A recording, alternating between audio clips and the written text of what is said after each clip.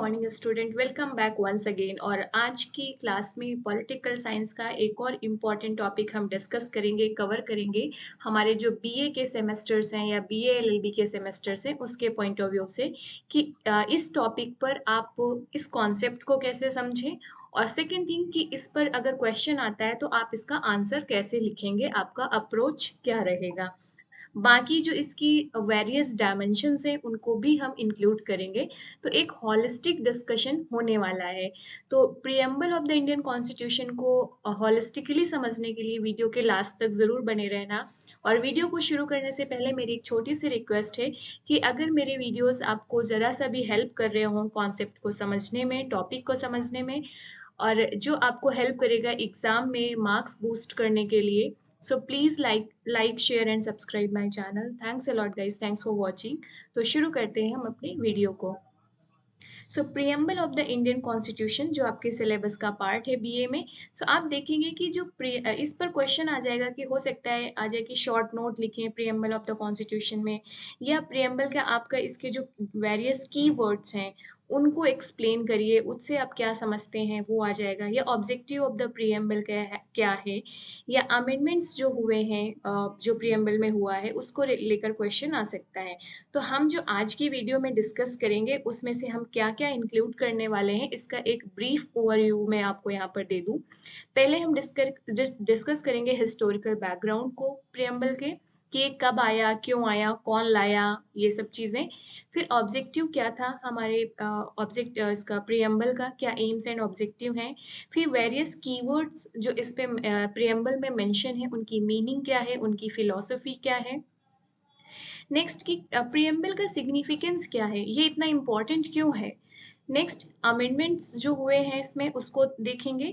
और interpretation by the supreme court, जो time to time preamble को कैसे इंटरप्रिटेट किया है सुप्रीम कोर्ट ने, वेरियस जजमेंट्स जो रहे हैं सुप्रीम कोर्ट्स के, उसको भी हम इंक्लूड करेंगे। तो हमारे डिस्कशन में ये सारी चीज़ें रहने वाली हैं गाइस।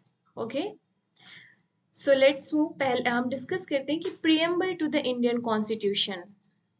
आप देखेंगे कि जो प्रियम्बल है ये एक इनॉग्रल स्टेटमेंट है। अगर डिफाइन करने को आ जाए कि व्हाट इज प्रियम्बल, तो प्रियम्बल क्या है, इनॉग्रल स्टेटमेंट है that reflects philosophy and objective of the constitution. Inaugural statement का मतलब ये है कि जो प्रियम्बल का स्टार्टिंग पेज है, समरी है, एक तरीके से आप कह सकते हो, या ऑब्स्ट्रैक्ट है, जो ये बताता है कि हमारे कॉन्स्टिट्यूशन जो आगे पेजेस हैं इंडियन कॉन्स्टिट्यूशन में, उसमें क्या रहने वाला है, उसकी फिलॉसफी क्या रहने वाली है, फाउंडेशन क्या रहने वाला है। राइट, तो ये है एक, क्या है, एक इनॉग्रल स्टेटमेंट है। Getting it. So preamble of the Indian constitution based on objective resolution. So preamble का जो बेस है वो क्या है, ऑब्जेक्टिव रेजोल्यूशन है। ऑब्जेक्टिव रेजोल्यूशन किसके द्वारा लाया गया था, मुझे बताइए कमेंट बॉक्स में, कि जो ऑब्जेक्टिव रेजोल्यूशन था उसे कौन लाया था कॉन्स्टिट्यूएंट असेंबली में, जो बेस बना था हमारे प्रियम्बल का। राइट, सो नेक्स्ट चलते हैं। ये एक बेसिक से इंट्रोडक्शन हो गया आपका प्रियम्बल, जिसका हिस्टोरिकल बैकग्राउंड समझते हैं। So Nehru introduced an objective resolution in 1946 before the constitution making process began. So objective resolution एक तरीके से आप कह सकते हो फ्रेमवर्क था कि हमारा जो कॉन्स्टिट्यूशन रहेगा वो किस तरीके से बनेगा। राइट, और इसी ऑब्जेक्टिव रेजोल्यूशन को प्रियम्बल बनाया गया। सो जो आपका द एम्स एंड प्रिंसिपल जो हमारे कॉन्स्टिट्यूशन को बनाए जाएंगे या कॉन्स्टिट्यूशन में इंक्लूड किए जाएंगे, वो सारे प्रिंसिपल्स आपके कहाँ पर मेंशंस थे, इस ऑब्जेक्टिव रेजोल्यूशन में जो हमारा प्रियम्बल है। सो ऑब्जेक्टिव रेजोल्यूशन आपका क्या प्रोवाइड करता है, फाउंडेशन प्रोवाइड करता है, बेस प्रोवाइड करता है किसको, इंडियाज कॉन्स्टिट्यूशन को, which institutionalized the essential values of equality, liberty, democracy, sovereignty, cosmopolitan identity. और इन सारे जो ये वैल्यूज हैं अभी हम इन्हें डिटेल में आगे डिस्कस करेंगे कि इनका मीनिंग क्या है। तो इस तरीके से आप देखेंगे कि ऑब्जेक्टिव रेजोल्यूशन में ये सारी इन वैल्यूज को इंक्लूड किया गया था, ये एसेंशियल वैल्यूज को इंक्लूड किया गया था। राइट। और जो हमारे इस ये एक तरीके से मोरल रिजॉल्व था गवर्नमेंट का, जिसमें बहुत सारे प्रॉमिसेस किए गए थे गवर्नमेंट ने, जो नेशनलिस्ट मूवमेंट थे। तो जब नेशनल फ्रीडम मूवमेंट चल रहा था तो जो हमारे लीडर्स थे वो बहुत सारे प्रॉमिस कर रहे थे इंडियन पीपल्स से। तो उन सारे मोरल रिजॉल्व, उन सारे एसेंशियल वैल्यूज को कोशिश की गई थी इस पे इनकॉर्पोरेट करने की। Preamble of the constitution is based on this resolution, मतलब ऑब्जेक्टिव रेजोल्यूशन में, जिसको एक्सेप्ट कर लिया गया था 22 जनवरी 1947 को। Essential framework of our constitution है जो दिखाता है कि प्रियम्बल्स के गोल्स क्या रहेंगे। इंडियन कॉन्स्टिट्यूशन का की आइडियाज एंड फिलॉसफी ये सभी मेंशन है आपके प्रियम्बल में। तो ये एक तरीके से कॉन्स्टिट्यूशंस की सोल है, आत्मा है, जो प्रियम्बल है आपका। तो इस तरीके से आप अपना इंट्रोडक्शन लिख सकते हैं। तो इंट्रोडक्शन में मुझे नहीं लगता कि कोई कंफ्यूजन होगी आपको समझने में कि इसमें कोई भी वर्ड। बेसिक से इंट्रोडक्शन से कुछ फैक्चुअल इंफॉर्मेशन भी हमने इंक्लूड करने की कोशिश की है इसमें, राइट। और इसमें इसका कुछ एक बेसिक आइडिया हमने दिया है कि ये क्या है, सोल है, ये क्या है, कॉन्स्टिट्यूशन का की आइडिया एंड फिलॉसफी है, ये एक इनॉग्रल स्टेटमेंट है, राइट। इस तरीके के वर्ड्स हम लिखेंगे या मेंशन करेंगे जब हम अपना आंसर लिख रहे होंगे। नेक्स्ट चलते हैं कि जो प्रियम्बल है इसका ऑब्जेक्टिव क्या है। द प्रियम्बल्स का जो ऑब्जेक्टिव है, to provide justice, liberty, equality of all people as well as to foster brotherhood in order to protect the nation's unity and integrity. This is the basic objective. Okay. Next है कि जो इसमें keywords mention है या philosophy है आपके preamble की, उसका मीनिंग क्या है उसी देखेंगे। तो आपको पता होगा कि हमारी preamble people, we the people of India से स्टार्ट होती है। We the people of India, इसका क्या मीनिंग है? इसका मीनिंग है कि जो पावर है वो किसके पास है, पीपल्स के पास है, लोगों के पास है। आपको पता है इंडिया में डेमोक्रेसी है और India is one of the largest democracy. और आप देखेंगे कि डेमोक्रेसी में ट्रू सेंस किस तरीके से होता है, it is govern by the people, for the people and of the people, जिसकी वजह से we the people of India का बेसिक मतलब ये है कि जो पावर है किसके पास है, पीपल्स के पास पावर है। So people have power. Okay, इसे कैसे समझ सकते हैं आप? क्योंकि हमारे यहाँ बेसिकली इलेक्शन जब होता है तो पावर किसके पास है, आप और हमारे जैसे लोगों के पास है ना। हम वोट देते हैं, हम गवर्नमेंट को बनाते हैं, हम जिसे चाहे उसे गवर्नमेंट चूज कर सकते हैं, जिसे चाहे उसे हरा सकते हैं। तो अल्टीमेटली डेमोक्रेसी में पावर किसके पास हो गई, जो आम जनता है, हमारे और आप जैसे लोग, जो ऑर्डिनरी पीपल्स हैं, सिटीजन्स हैं, उनके पास पावर हो जाती है। नेक्स्ट है कि the constitution of India states India to be a sovereign, socialist, secular, democratic and republican state. तो आपको पता है कि बहुत एग्जाम में इसका ऑर्डर पूछा जाता है। जो एमसीक्यू फॉर्म में अगर क्वेश्चन आएगा तो इसका ऑर्डर पूछा जाता है कि ये किस ऑर्डर में है। तो एक एक टर्म को हम समझते हैं। What is the meaning of sovereignty? So term जो सॉवरेनिटी है, basically supreme power to rule. तो इंडिया में सॉवरेनिटी किसके पास है? क्या ब्रिटेन के पास? इंडिया की जो सॉवरेन पावर है वो क्या इंडिया के पास है या किसी अदर कंट्रीज के पास है? इंडिया के पास है, बट ऑब्वियस है। तो इंडिया क्या है, एक सॉवरेन कंट्री है। मतलब इंडिया के जो इंटरनल एक्सटर्नल अफेयर्स हैं, इस पे कोई भी कंट्री इंटरफेयर नहीं करेगी। फाइनल एंड फाइनल डिसीजंस जो होगा वो हमारी कंट्री इंडिया का होगा। पहले इंडिया कॉलोनी हुआ करता था, तब इंडिया एक सॉवरेन कंट्री नहीं थी, क्योंकि इंडिया अपने डिसीजन नहीं ले पाता था जब कॉलोनी था। तो हमारे इंडिया की डिसीजन कौन लेता था, on the behalf of India decision कौन लेता था? ब्रिटिश पार्लियामेंट या ब्रिटिश अंपायर लेता था डिसीजन, क्योंकि इंडिया कॉलोनी थी, एक सॉवरेन कंट्री नहीं थी। 1947 के फ्रीडम में से मिलने के बाद इंडिया एक सॉवरेन कंट्री बन गई। मतलब हम अपने इंटरनल एक्सटर्नल जो मैटर्स हैं उनके डिसीजंस खुद लेंगे, कोई और नहीं लेगा। तो hope so you got the idea of sovereignty. Sovereignty में मैंने एक डिटेल वीडियो बनाया है, इसकी जो थ्योरीज हैं, कॉन्सेप्ट है, इसके फीचर्स, ऑब्स्ट्रैक्ट्स, आप चाहें तो उसे देख सकते हैं इसको डिटेल में समझने के लिए। यहाँ पे आपको बस इतना ही मेंशन करेंगे, मोर देन एनफ है। नेक्स्ट है socialist. What is the meaning of socialist जो कॉन्स्टिट्यूशन में मेंशन है। इंडिया ने सोशलिज्म का जो डायमेंशन अडॉप्ट की है वो है democratic socialism. Democratic socialism believes in mixed economy. कहा जाता है कि इंडिया की जो इकोनॉमी है वो मिक्स्ड इकोनॉमी है। And what is the meaning of mixed economy? Mixed economy का मतलब है कि जो हमारे public sector as well as private sector दोनों को एडजस्ट करते हैं। राइट, मिक्स्ड जैसे सोशलिस्ट इकोनॉमी जो प्योर सोशलिस्ट इकोनॉमी है वहां पर क्या है, वहां पर पब्लिक सेक्टर रहेगा। जबकि जो कैपिटलिस्ट इकोनॉमी है वहां पर पब्लिक सेक्टर ना होकर क्या होता है, प्राइवेट सेक्टर होता है। बट इंडिया में क्या है, डेमोक्रेटिक सोशलिज्म है, मिक्स्ड इकोनॉमी है। तो यहाँ पर पब्लिक सेक्टर और प्राइवेट सेक्टर दोनों एग्जिस्ट करते हैं। आपको पता होगा कि बहुत सारी गवर्नमेंट अंडरटेकिंग्स हैं, कंपनीज हैं, बहुत सारे प्राइवेट कंपनीज एंड अंडरटेकिंग्स हैं, तो दोनों ही को एग्जिस्ट कर रहे हैं। राइट, तो ये हो गया सिंपल सा मीनिंग आपका सोशलिस्ट का। नेक्स्ट चले सेकुलरिज्म।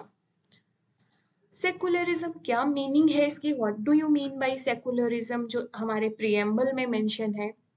तो इंडिया ने जो इंडियन कॉन्स्टिट्यूशन ने अडॉप्ट किया है वो पॉजिटिव नोशन ऑफ सेकुलरिज्म को अडॉप्ट किया है। What is the positive secularism and negative secularism?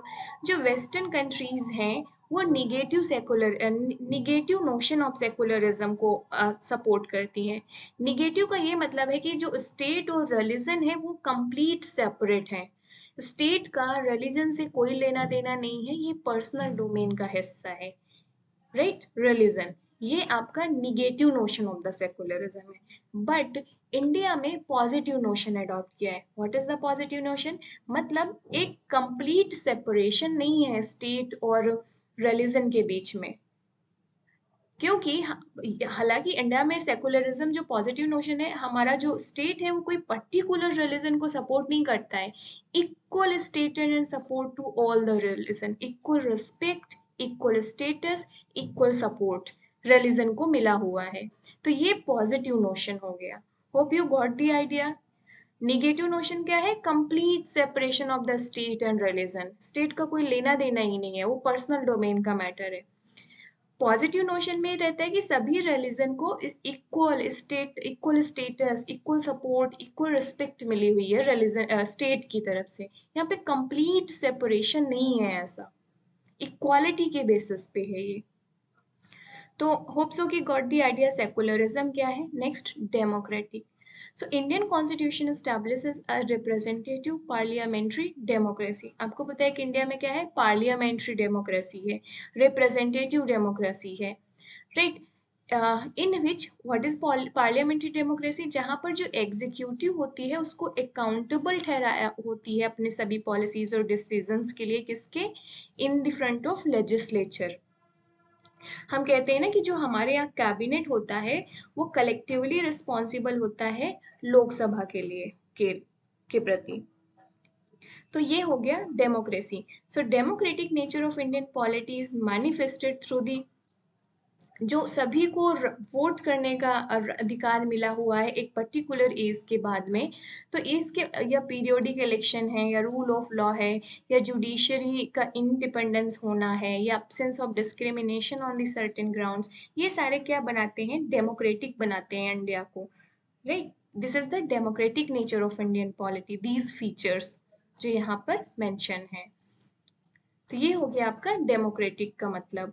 Next आ जाता है Republic. What is the meaning of Republic?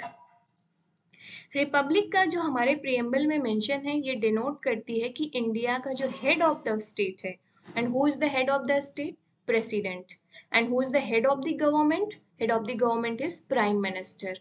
So head of the state जो कि प्रेसिडेंट होते हैं वो क्या होते हैं? Elected by the people. Can you guys tell me what is the opposite of Republic?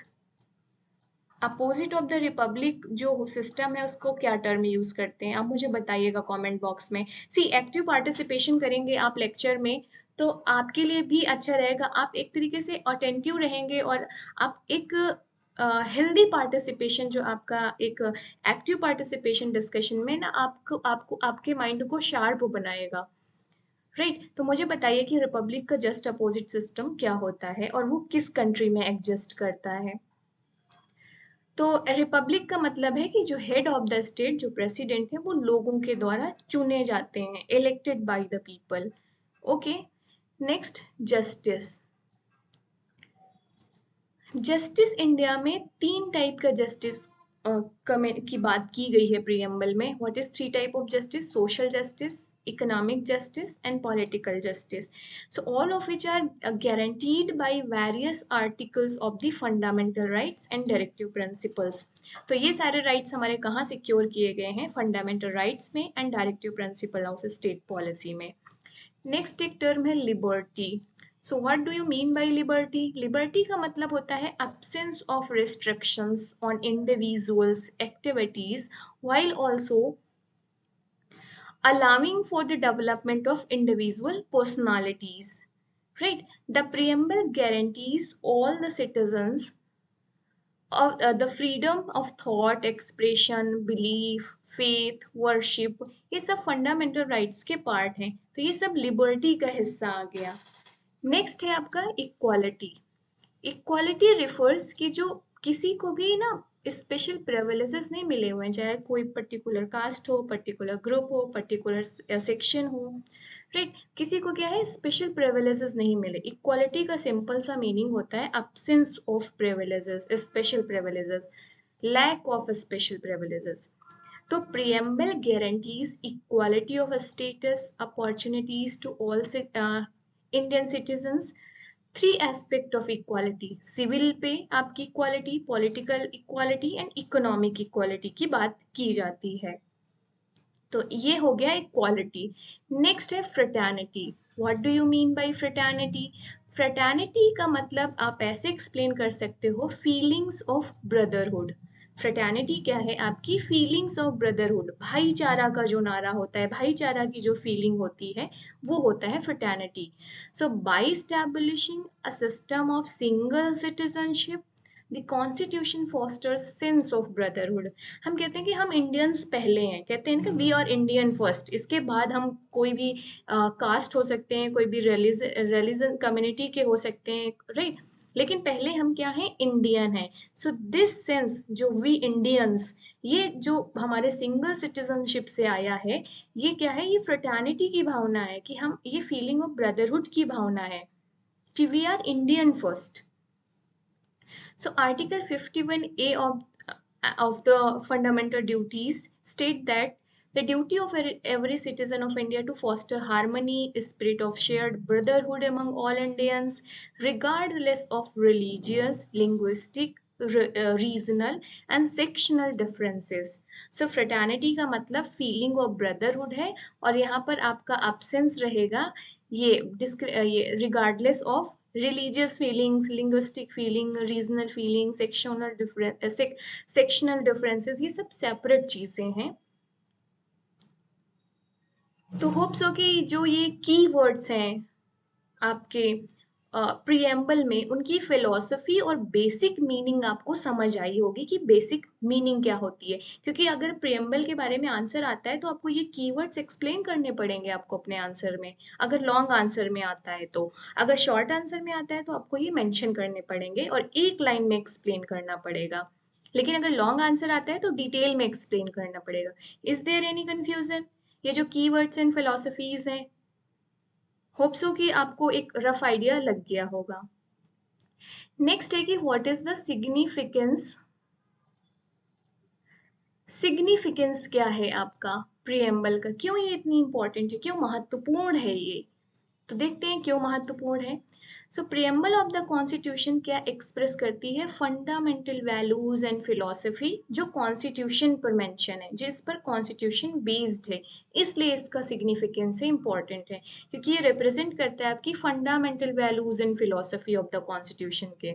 इसके बाद गोल्स एंड ऑब्जेक्टिव्स क्या होंगे हमारे कॉन्स्टिट्यूशन में, जो पॉलिसीज अडॉप्ट की जाएंगी उनके लिए।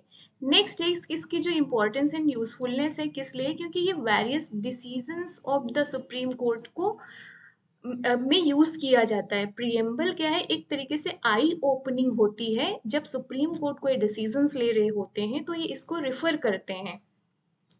नेक्स्ट है कि जो ऑब्जेक्टिव हैं वो लेजिस्लेशन जब कोई बिल बनाया जाता है, कोई लेजिस्लेशन होता है, उस पर भी हम प्रियम्बल के जो महत्वपूर्ण आइडियल्स, वैल्यूज एंड फिलॉसफी हैं, हम उनको कंसीडर करते हैं।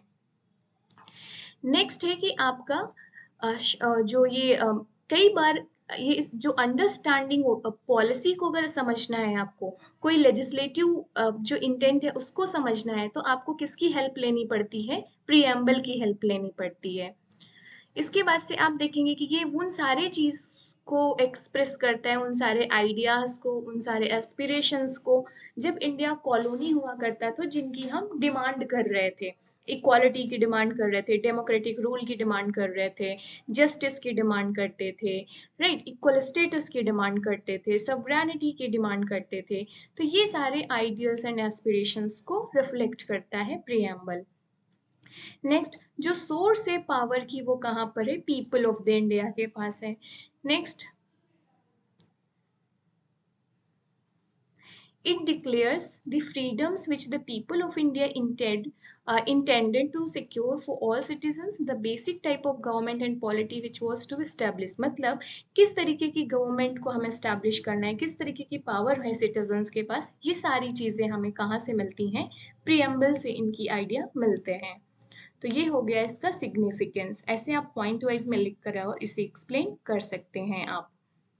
नेक्स्ट चलते हैं कि अमेंडमेंट, क्या प्रियम्बल में अमेंडमेंट हुआ है? यस, एक बार हुआ है, 42nd कॉन्स्टिट्यूशनल अमेंडमेंट था ये।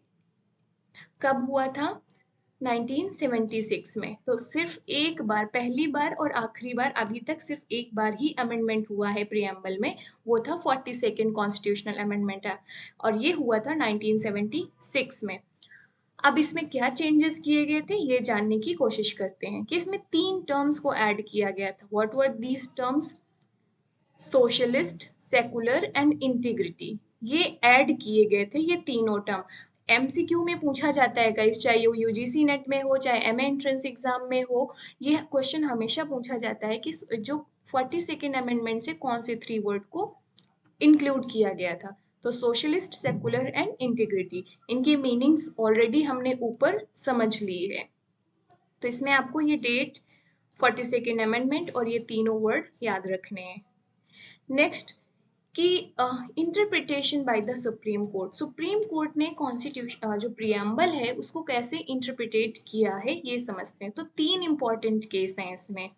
जजमेंट, बेरूबारी यूनियन केस 1960 का जजमेंट, इसके बाद केशवानंद भारती केस 1973 का judgement, union government versus LIC of India case 1995 का जजमेंट, ये तीनों इंपॉर्टेंट हैं जिसमें सुप्रीम कोर्ट ने प्रियम्बल को लेकर अपना कुछ इंटरप्रिटेशन दिया है। तो बेरूबारी यूनियन केस 1960 में सुप्रीम कोर्ट का जो ओपिनियन था वो क्या था? कि preamble is not the part of constitution and it can never be regarded as a source of significant power। तो बेरूबारी यूनियन केस में सुप्रीम कोर्ट का स्टैंड ये था कि जो प्रियम्बल है, ठीक है, it is the key to mind of key to open the mind of the makers of the Indian constitution, but it is not the part of constitution. अब अपने इस जजमेंट को सुप्रीम कोर्ट ने बदला था कहाँ पर? केशवानंद भारती केस में। केशवानंद भारती केस में सुप्रीम कोर्ट ने कहा कि इन्होंने जो अर्लियर ओपिनियन था उसको रिजेक्ट कर दिया और कहा कि नहीं, प्रियम्बल क्या है? पार्ट है कॉन्स्टिट्यूशन का, और इसे अमेंड किया जा सकता है under the article 368 of the constitution. तो एक एक जस्ट दोनों अपोजिट जजमेंट रहे हैं। पहले में कहा कि नहीं पार्ट है, केशवानंद ने कहा नहीं नहीं, ये तो बहुत इंपॉर्टेंट पार्ट है कॉन्स्टिट्यूशन का और इसे अमेंड भी किया जा सकता है। फिर जो union government of LIC of India case था, इसमें सुप्रीम कोर्ट ने एक स्टेप और आगे लिया जिसमें उन्होंने कहा कि जो प्रियम्बल क्या है? Integral part of the constitution. इसमें क्या कहा था? पार्ट है, पार्ट ऑफ द कॉन्स्टिट्यूशन। यहाँ पर कहा कि integral part of the constitution. So the core ideas, purpose and philosophical postulates that Constitution of India stands for contained in the preamble to the Constitution of Free India। तो hope you got it कि क्या है ये, अभी क्या position है, preamble क्या है, पार्ट है कि नहीं कॉन्स्टिट्यूशन का, मुझे बताइए कमेंट में। तो अभी करंट स्टेटस क्या है प्रियम्बल का according to supreme court? It's a integral part of the constitution. और इसका अमेंडमेंट हो सकता है कि नहीं हो सकता? बिल्कुल हो सकता है अंडर आर्टिकल 368। सो ये है प्रियम्बल के बारे में गाइस। तो एक बार मैं समराइज कर देती हूँ कि आज की क्लास में हमने क्या डिस्कस किया है।